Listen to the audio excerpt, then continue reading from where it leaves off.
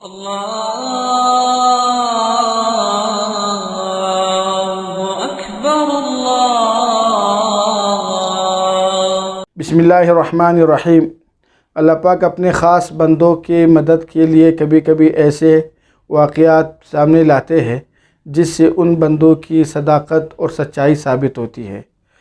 اللہ کے سفیر انبیاء علیہ السلام ہیں جو اللہ کے لیے سفارت کا کام کرتے ہیں، تو جس طرح ایک سفیر کے پیچھے ایک حکومت کی پوری طاقت ہوتی ہے، اور وہ سفیر اکیلا نہیں ہوتا بلکہ ان کے بیک پر ایک حکومت ہوتی ہے، ایک اسٹیٹ ہوتا ہے، اور اس اسٹیٹ کو طاقت کو دیکھ کر وہ بات کرتا ہے، اور اس اسٹیٹ کی پوری قوت ان کے ساتھ ہوتی ہے۔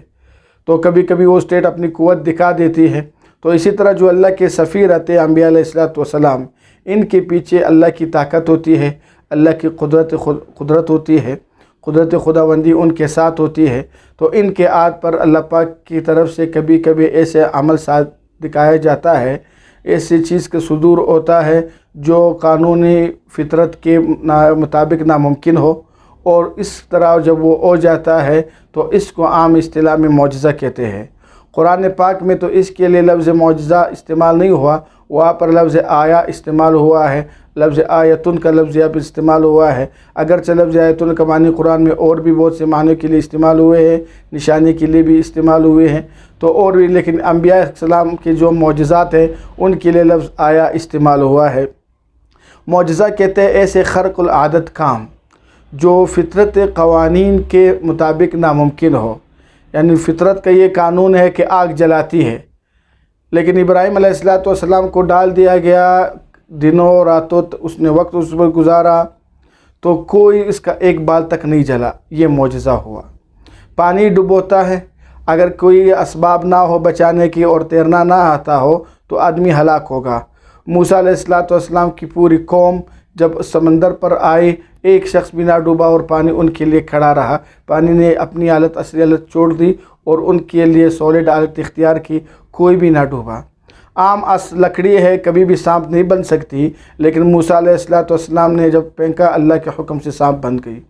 پتھر سے جانور کا پیدا ہونا ناممکن، لیکن صالح علیہ السلام کے لیے ایک اونٹی نکل آئی۔ تو یہ اس کو ایسے کام جو قوانین فطرت کے مطابق ناممکن ہو تو اس کو معجزہ کہتے ہیں۔ اور اب یہ جو معجزہ ہے اصل میں اللہ کا فعل ہوتا ہے، یہ اللہ کی طرف سے ہوتا ہے، صرف ظہور نبی کے ہاتھ میں ہوتا ہے، نبی کا اس میں ذاتی کوئی دخل نہیں ہوتا۔ نہ ہی نبی یہ کہتے ہیں کہ ہم جب بھی چاہے معجزہ دکھائیں اور یہ ہماری اپنی طاقت ہے۔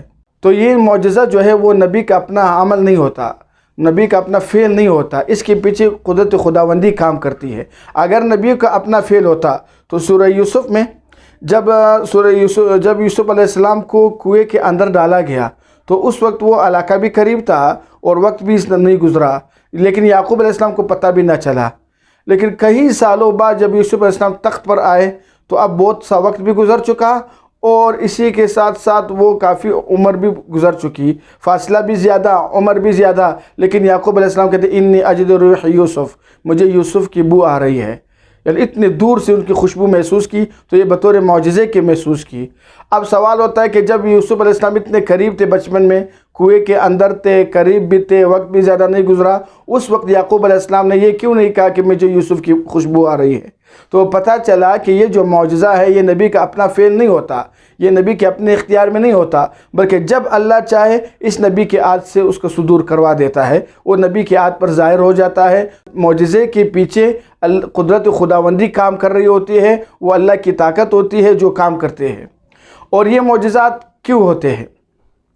اس وجہ سے ہوتی ہے کچھ لوگ جو ہے وہ نبی کے اخلاق، کردار، اعمال، اس کی سچائی اور اس کی زندگی سے متاثر ہو کر یہ مان لیتے ہیں کہ اللہ کا نبی ہے، لیکن کچھ لوگ ایسے ہوتے ہیں جو ان چیزوں کی پرواہ کیے بغیر وہ کہتے ہیں ہمارے لیے جب کوئی کھلی ہو کر نشانی نہیں آئے گی ہم آپ کو خدا کا نبی نہیں کہتے ہیں۔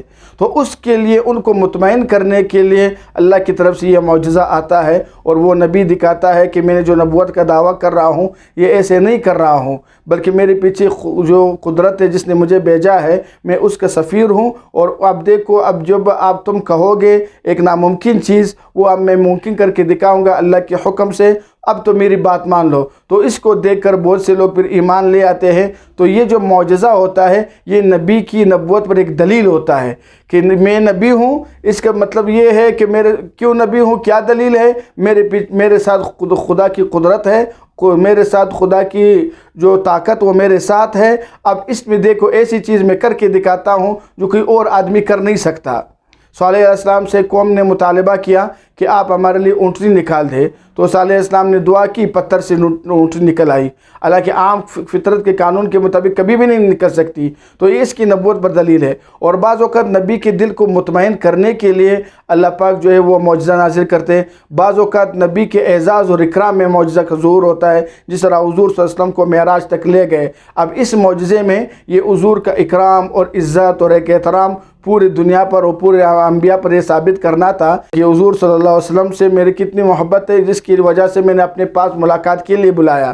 تو بعض اوقات معجزہ جو ہے وہ نبی کی عزت اور اکرام کے ہوتا ہے، بعض اوقات دشمن پر وہ غلبہ دینے کے لیے معجزے کا اظہار کیا جاتا ہے، جس طرح بدر میں اللہ نے فرشتے بھیجے اور جنہوں نے صحابہ کی مدد کی، حضور صلی اللہ علیہ وسلم کی مدد کی۔ تو کبھی کبھی معجزہ اس وجہ سے ہوتا ہے۔ اور اگلی بات یہ ہے کہ معجزہ کب دکھانا چاہیے اور کب نہیں دکھانا چاہیے، اس کا فیصلہ بھی نبی نہیں کرتا، اس کا فیصلہ خدا کرتا ہے کہ کس وقت معجزے کی ضرورت ہے، کس وقت معجزہ پیش ہونا لازمی ہے، اس کا فیصلہ جو ہے وہ اللہ کرتے ہیں۔ اسی وجہ سے بہت سے نبیوں نے معجزے دکھائے جہاں پر ضرورت تھی۔ مثال موسیٰ علیہ السلام نے ایک کی بجائے کئی معجزے دکھائے، صالح علیہ السلام کے لیے اونٹنی نکل آئی پتھر سے، اور اسی طرح دوسرے انبیاء نے معجزے دکھائے۔ لیکن بہت سے انبیاء جنہوں نے معجزات نہیں دکھائے، وہاں ضرورت ہی نہیں پڑی، اس کا فیصلہ اللہ نے کیا۔ نوح علیہ السلام کے لیے کوئی معجزہ ثابت نہیں ہوا، نہ ہی ضرورت پڑی۔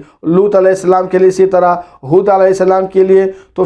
تو اس کا مطلب یہ ہے کہ جہاں پر ضرورت ہوگی معجزے کی اور ضرورت کہاں پر ہے وہ خدا ہی کو معلوم ہے، اس میں نبی کا بھی کوئی دخل نہیں ہوتا۔ تو لہذا اس کا فیصلہ خدا کرتا ہے کہ کب معجزہ دکھانا ہے، کب معجزہ نہیں دکھانا۔ بعض اوقات انسانوں کی طرف سے مطالبہ ہوتا ہے نبی پر کہ آپ ہمیں معجزہ دکھائے، تو اس پر پھر اللہ کا قانون یہ ہے کہ اگر مطالبہ کیا معجزے کا اور پھر وہ معجزہ دکھا دیا گیا اور لوگوں نے نہیں مانا تو فوراً عذاب آئے گا۔ عام معجزے کے نہ ماننے پر عذاب نہیں آتا، لیکن اگر قوم نے ایک بار معجزے کا مطالبہ کیا اور اللہ نے دیکھا کہ معجزہ، اللہ کا یہ فیصلہ ہوا کہ معجزہ دکھانا چاہیے، اور اس کے باوجود وہ قوم ایمان نہیں لاتی، تو اس پر فوراً اللہ کا عذاب آئے گا۔ جس طرح سورہ مائدہ میں عیسیٰ علیہ السلام نے جب اللہ سے دعا مانگی کہ ہمارے لیے دسترخوان آئے، اور قوم نے مطالبہ کیا، تو اللہ نے کہا کہ اگر اس کے بعد بھی کوئی انکار کرے گا تو اللہ ایسے عذاب دے گا کہ اس سے پہلے کسی کو بھی اتنا سخت عذاب نہ دیا گیا ہو۔ تو اب معجزے کا جب مطالبہ ہوتا ہے تو پھر اس پر انکار کرنے والے پر فوری پکڑ آتی ہے۔ تو خلاصہ کلام یہ نکلا کہ معجزہ اللہ کی طرف سے ہوتا ہے، نبی کے عہد پہ ظاہر ہوتا ہے، نبی کی تائید کے لیے ہوتا ہے، اور اس کا ثبوت قرآن اور حدیث کی واضح روشنی دلائل کے ساتھ ہوتا ہے۔ ایک فرقہ گزرا ہے جس کو معتزلہ کہتے ہیں، انہوں نے معجزات کا انکار کیا ہے۔ وہ انکار جو ہے ان کی خود اپنی جہالت پر مبنی ہے۔ عام طور معجزے کا ثبوت قرآن اور حدیث اور انبیاء کی زندگی اس پر گواہی دیتی ہے کہ معجزہ اللہ کی طرف سے برحق ہے اور اس کا ظہور ہوگا، اور یہ انبیاء کے ساتھ خاص ہے، اس کے علاوہ اور معجزہ کسی کے ساتھ بھی خاص نہیں ہو سکتا۔ اگر اب حضور صلی اللہ علیہ وسلم کے بعد کوئی نبوت کا دعویٰ کرے اور وہ یہ کہ معجزہ پیش کروں گا میں، تو وہ جس معجزے کی پیش کرنے کا بھی دعویٰ کرے گا اس کے الٹ ثابت ہوگا، کبھی بھی یہ اس کے خلاف نہیں، کیونکہ معجزہ یہ اللہ کی طرف سے ہے اور صرف نبی کے ساتھ خاص ہے۔ اگر کوئی نبوت کا دعویٰ کر کے یہ کرنا چاہے گا تو اللہ کا قانون یہ ہے کہ اس کے برخلاف عمل ہوگا، وہ کبھی بھی معجزہ پیش نہیں کر سکتا۔ القارعة ما القارعة وما أدراك ما القارعة